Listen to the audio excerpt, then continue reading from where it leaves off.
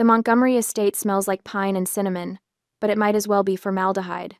I stand in the center of the living room, my fingers gripping a cream-colored gift box wrapped in silk ribbon, and I can't stop staring at what's inside.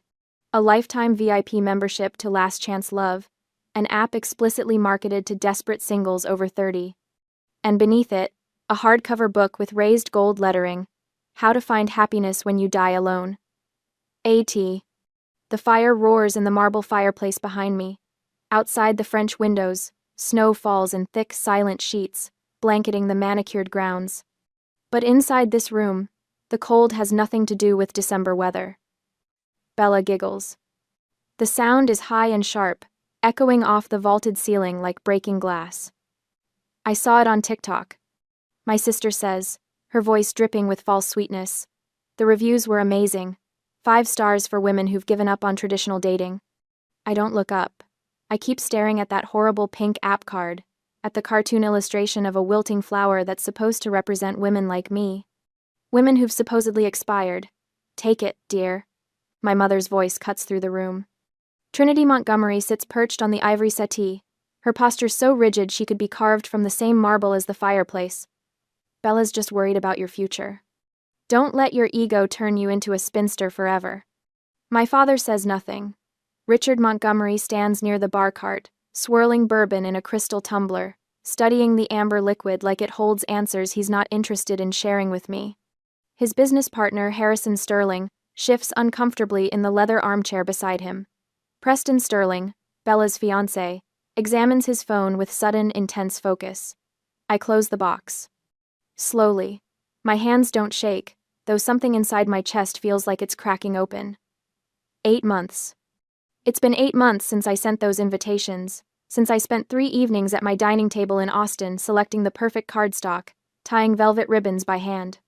300-gram weight, the kind that whispers quality when you hold it.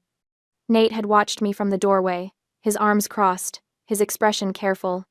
"Are you sure you don't need to call them?" he'd asked. I'd smoothed another ribbon, my fingers working the silk into a perfect bow. They're my parents. They wouldn't miss this. The memory sits in my throat like a stone. I delayed the ceremony for 30 minutes, staring at those 2 empty chairs in the front row, reserved for Dad, reserved for Mom. The signs I'd painted myself on small wooden plaques, decorated with wildflowers because my mother had once mentioned she liked daisies. That was 7 years ago, but I remember. I remember everything they forgot. Well? Bella leans forward on the sofa, her blonde hair cascading over one shoulder in a calculated tumble.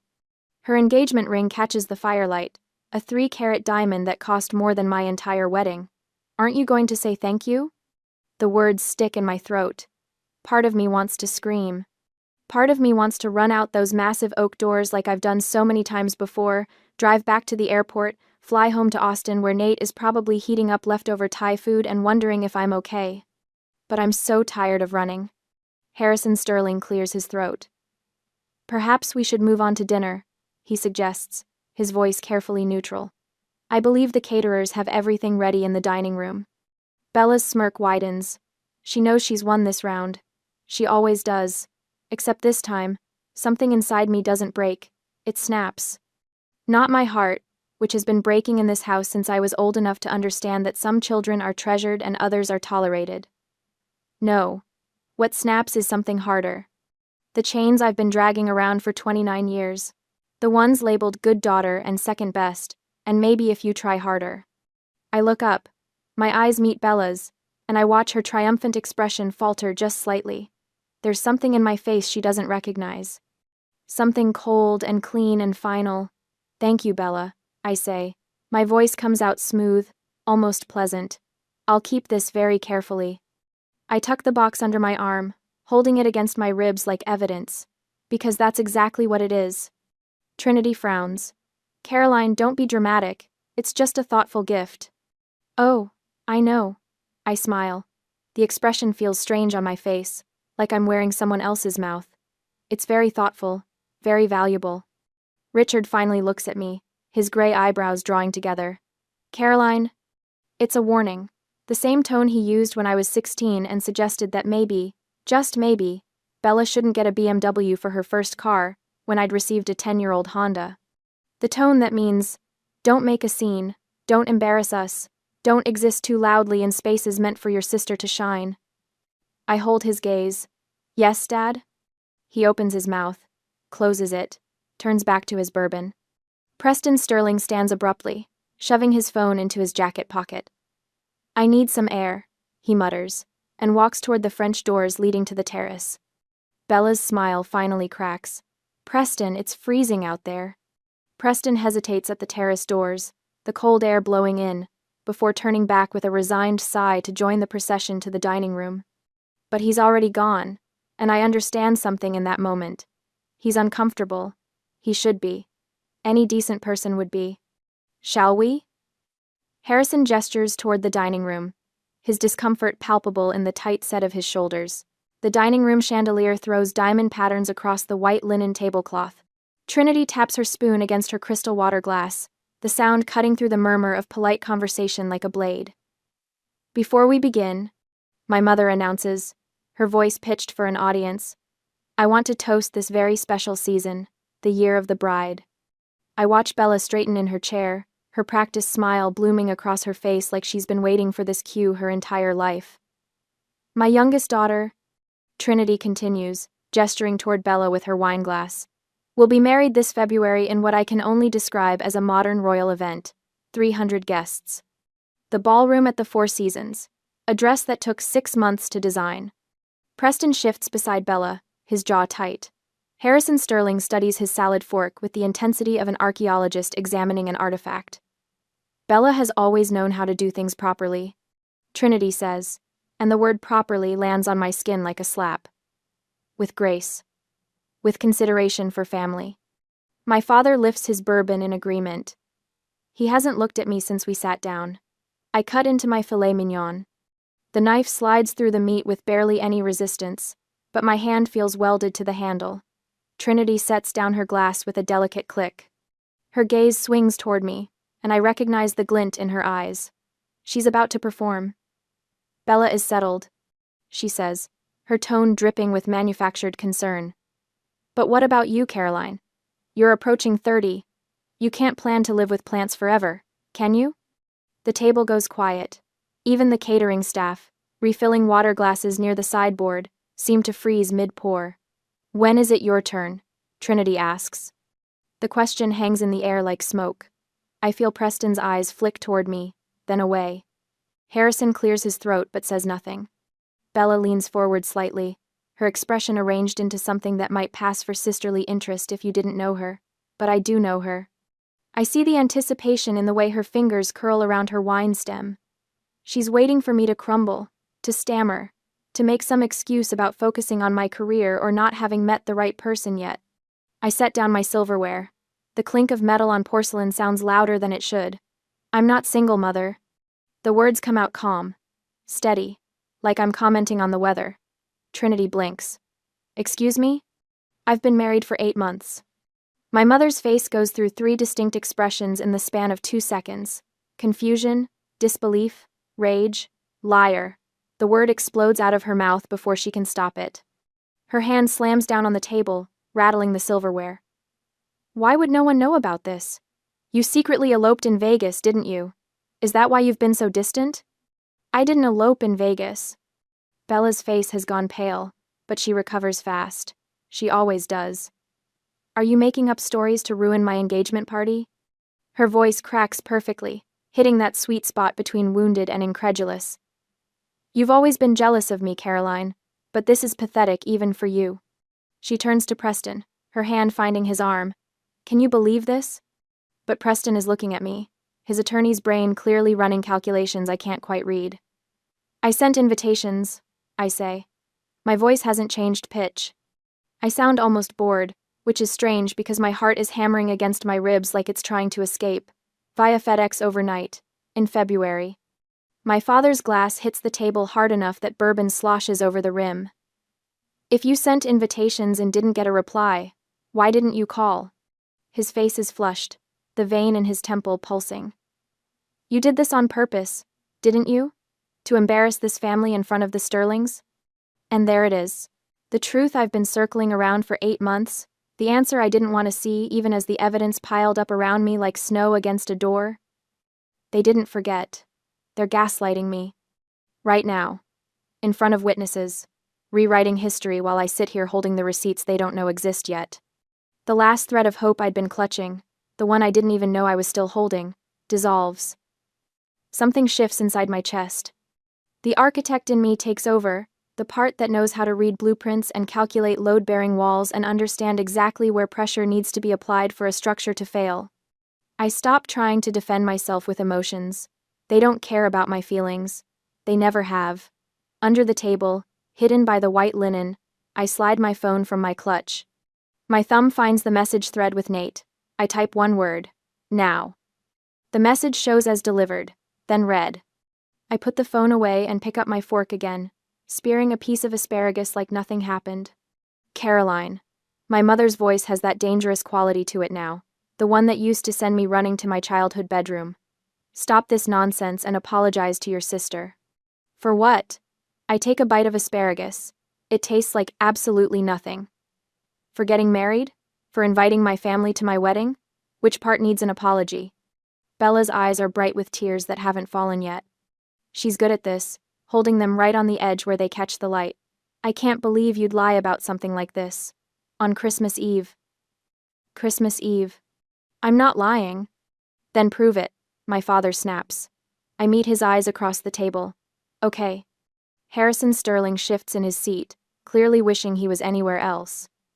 Preston has gone very still beside Bella, his lawyer instincts finally catching up to whatever his gut has been telling him. The chandelier above us catches on my wedding band. I've been wearing it this whole time. They never even noticed. Dessert will be ready in 15 minutes, one of the catering staff announces from the doorway, oblivious to the tension crackling through the room like static electricity. My phone buzzes once against my thigh. A text from Nate. System accessed. Ready when you are. Any tonight. I look up at the 85-inch smart TV mounted above the fireplace in the adjoining sitting area, currently displaying a digital fire log that mirrors the real fire burning below it. Actually, I say, standing up from the table, I think we should skip dessert tonight. I walk toward the TV, my heels clicking against the hardwood floor. There's something everyone needs to see. Caroline, sit down. My mother's voice has taken on that edge, the one that used to make me shrink into myself, desperate to be smaller, quieter, less troublesome. Not tonight. I stop in front of the TV, my back to the room. You always believe Bella unconditionally. My voice sounds strange to my own ears, calm, almost conversational. But have you forgotten what my husband does for a living? Silence. I turn to face them. Nathaniel Vance, senior cybersecurity analyst. He works for a firm that protects Fortune 500 companies from data breaches. Trinity's mouth opens, closes, opens again. I don't see what that has to do with anything. Don't you? I pull my phone from my clutch, holding it up so they can see the screen. 3 letters glow there. Now. Sent 18 minutes ago. Delivered. The TV screen behind me flickers. Bella's head snaps up, her tears forgotten. What are you doing? The virtual fire log cuts out. The screen goes black for exactly 2 seconds. Then it lights up again, displaying something entirely different. A computer desktop. Blue background. Neat rows of folders. Remote access activated appears in the corner in small white text. What is this? Richard's voice has gone hard. Turn that off. I designed the electrical system for this house. I keep my tone pleasant, almost chatty, like I'm discussing the weather. Did you know that? You hired me fresh out of grad school. Paid me an exposure and family discount rates. I installed every smart system, every camera, every sensor. I turn back to the screen, watching as the cursor moves without anyone touching it. Nate, working from our home office in Austin, his fingers flying across keys 2,000 miles away. The admin password was never changed. I continue. I recommended you change it. Remember? I sent that email. Twice. Harrison Sterling leans forward, his expression caught between fascination and horror. Preston has gone very still beside Bella, his lawyer brain clearly working through implications. This is illegal. Bella's voice cracks. Not with tears this time, with panic. Actually, it's not. I don't look at her. I'm the system administrator on record. I have full legal access. Nate is simply helping me retrieve my own files. Trinity stands up, her chair scraping against the hardwood. Files? What files? The cursor on the screen moves to a folder. The label makes Bella gasp.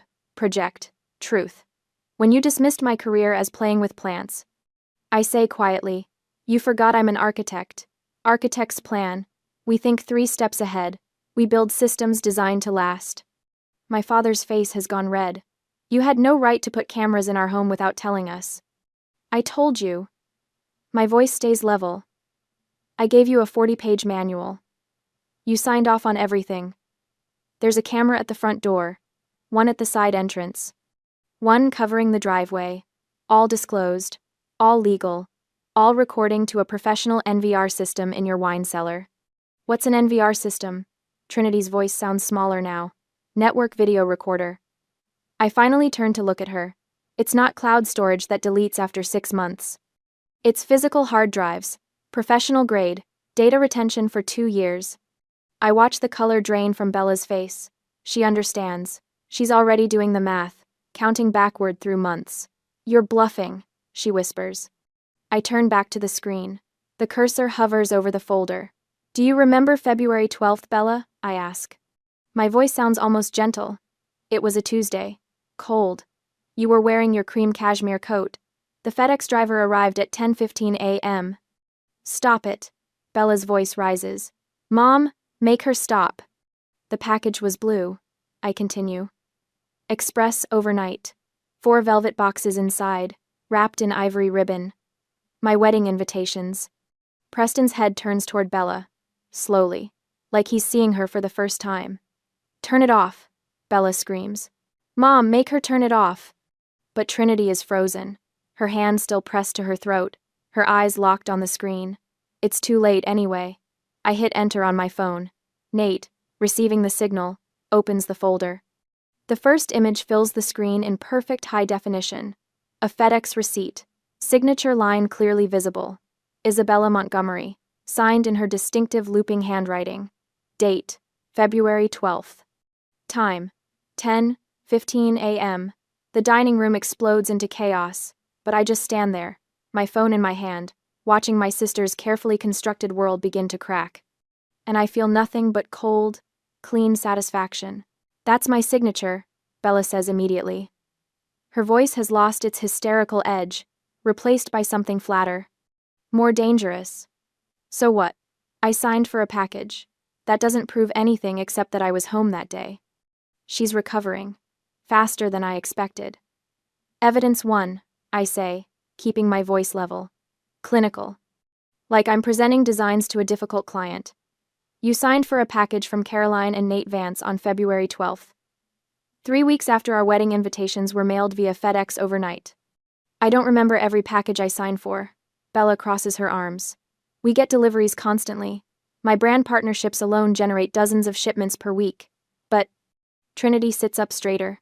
I can see her grasping at this explanation, wrapping her hands around it like a lifeline. That's true. Bella's business requires constant inventory management. She can't be expected to remember one random delivery from 8 months ago. Nate's cursor moves on the screen. The receipt disappears, replaced by a screenshot of an email inbox. My mother's email inbox.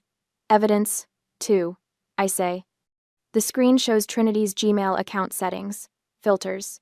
There's a long list of them, sorting newsletters and promotional emails into various folders. But one filter sits at the top of the list, marked with a red flag icon. Rule name, wedding block. I read aloud.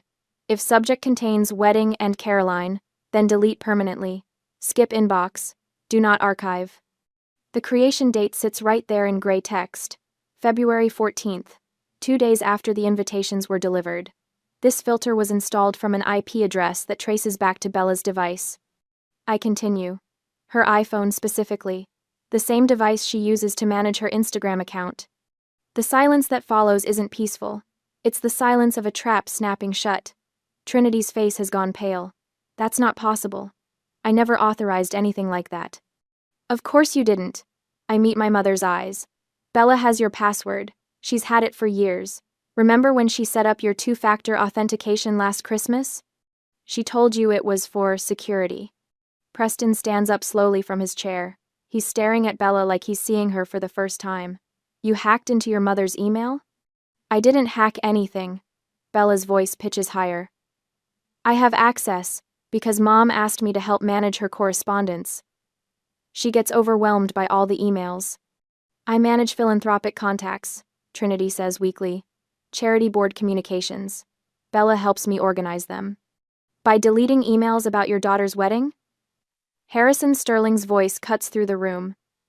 He's still sitting in his chair, but his posture has changed. He's no longer the uncomfortable observer. He's engaged now. Focused. Bella stands abruptly. Her chair scrapes against the hardwood floor. Fine, yes. I hid the invitations, but I did it to protect Mom and Dad. The room freezes. She's pivoting. I watch it happen in real time, the way her expression shifts from defensive to aggrieved. Her eyes fill with tears. Her voice shakes, but not with fear. With righteous indignation. You sent those invitations last minute, she continues, voice trembling. For some shabby vineyard in Texas. Dad has high blood pressure. Tree. Mom worries constantly about image, about what people think. I saw that location you chose, Caroline, that rustic barn aesthetic, and I was afraid they'd be humiliated, afraid they'd spend the whole trip stressing about appearances. She wipes her eyes with the back of her hand. So yes, I hid them. I threw them away. I did it out of love. I was trying to protect our parents from embarrassment. Trinity inhales sharply. I watch her expression shift, see her reaching for this new narrative like a drowning person, grabbing driftwood. You were protecting us? Of course I was. Bella's voice cracks. Caroline always does things her own way, never considering how it reflects on the family. I couldn't let you suffer through some subpar wedding just because she refuses to maintain our standards. It's brilliant, in a horrible way. She's reframed herself from villain to hero in 30 seconds flat. The malicious act becomes protective sacrifice. The lie becomes love. Preston's frown deepens. He's not buying it. I can see the doubt written across his face, the way his jaw tightens. But my parents are already softening. Already finding the explanation they want to believe.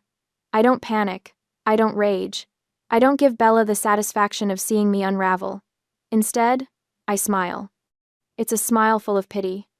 The kind you give a child who's trying to convince you the dog ate their homework when you can see the torn pages in the trash. Protecting them, I repeat softly. That's your story?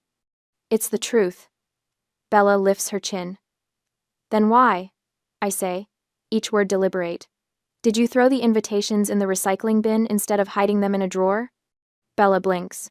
What? If you were protecting Mom and Dad, if you were worried about their feelings, you would have hidden the invitations somewhere safe. Somewhere you could retrieve them later if needed. You would have preserved them carefully, just in case your plan went wrong. I gesture to the screen where Nate has already queued the next file. But you didn't do that, did you? Preston turns to look at Bella. Really look at her. Did you? I was upset, Bella says quickly. I wasn't thinking clearly. That's interesting, I say, because the video footage suggests you were thinking very clearly. I nod to the screen. Nate clicks play. The video quality is stunning. Crystal clear footage from the front door camera, the one mounted above the entrance with a perfect view of the porch and driveway. The timestamp reads, February 12th, 10:14 a.m. The FedEx truck pulls into frame. The driver climbs out, carrying a blue package. He rings the doorbell. Bella appears 30 seconds later. She's wearing yoga pants and a cropped hoodie, her hair in a high ponytail. She smiles at the driver, signs the tablet, accepts the package. The driver leaves. Bella looks down at the package. I watch her read the return address label. Caroline and Nate Vance. Her expression changes. The smile vanishes. Something cold and sharp takes its place. She doesn't look worried. She doesn't look protective. She looks furious. Bella glances around, checking if anyone's watching. Then she walks to the side of the house where the recycling bins sit behind a decorative lattice screen. She doesn't hesitate, doesn't pause, doesn't open the package to check the contents. She just hurls it into the bin like she's throwing out garbage. The 4 velvet boxes I'd wrapped so carefully probably crushed on impact. The invitations I'd lettered by hand likely bent and creased. She doesn't look back, just wipes her hands on her pants and walks inside. The video ends. The dining room stays silent. Even the fire in the hearth seems to hold its breath. Preston's face has gone blank. Carefully, deliberately blank. The expression of someone watching their entire future collapse. There's your protection, I say quietly. There's your love. The dining room holds its breath.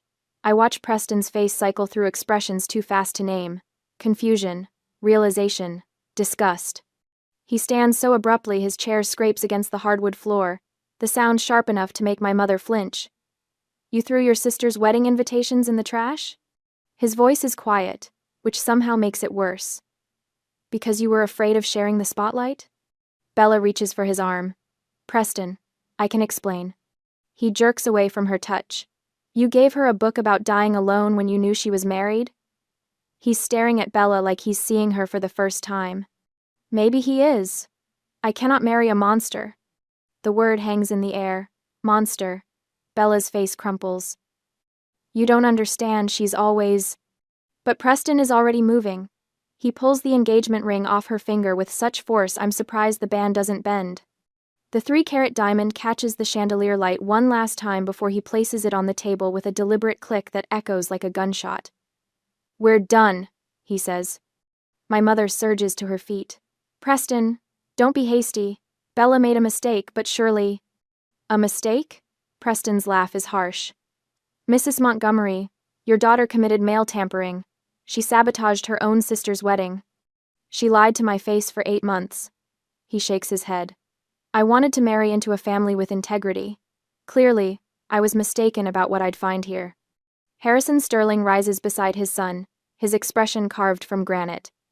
He turns to my father, who hasn't moved from his seat, whose face has gone the color of old newspaper. Richard.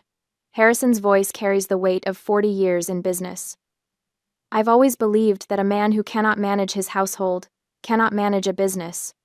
My father's bourbon glass pauses halfway to his mouth. Your daughter is deceitful. Harrison gestures toward Bella. Your wife enables her. He looks at my mother, whose mouth opens and closes soundlessly. And you are irresponsible. His gaze settles back on my father. The merger project next month? Consider it cancelled. Sterling Group will not do business with the Montgomery family. The words land like physical blows. I watch my father's face drain of what little color remained. That merger was supposed to be his crowning achievement, the deal that would cement his legacy. $50 million in contracts. A partnership that would have doubled his company's reach. Gone. Harrison, please. My father finally finds his voice. We can discuss this privately. Surely. There's nothing to discuss. Harrison places his hand on Preston's shoulder. We're leaving. Bella explodes from her chair. This is your fault.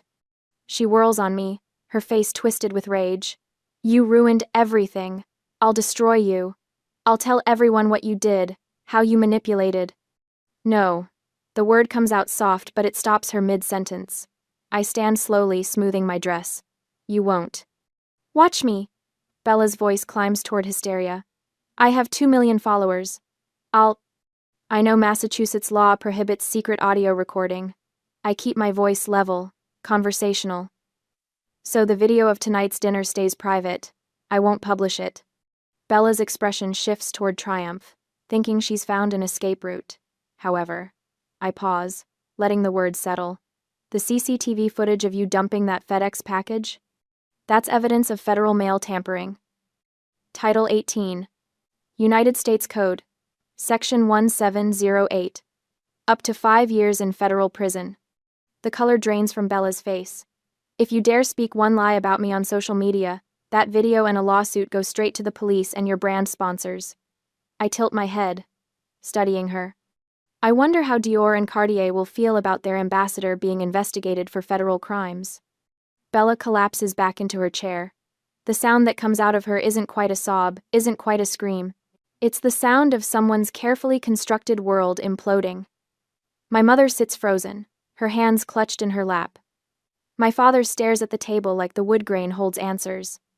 I reach for the cream-colored gift box, The one containing that horrible app membership and that cruel book that I put on the table.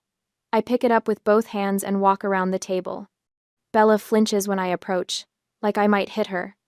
I place the box directly in front of her, right next to Preston's abandoned engagement ring. Keep it, I say. You need it more than I do now. The words taste like freedom. I turn toward the door. Harrison and Preston are already in the foyer, collecting their coats. As I pass Harrison, he gives me a single nod. Respect, maybe. Or approval. It doesn't matter which. Behind me, I hear my mother's voice, thin and desperate. Caroline, wait, we can fix this. We can, But I'm already walking. Through the foyer, past the marble staircase where Bella and I posed for Christmas photos as children, through the massive oak doors that close behind me with a final, definitive thud. The December air hits my face like cold water. Clean, sharp, real. My Uber is waiting at the bottom of the circular drive, exhaust puffing white in the freezing air.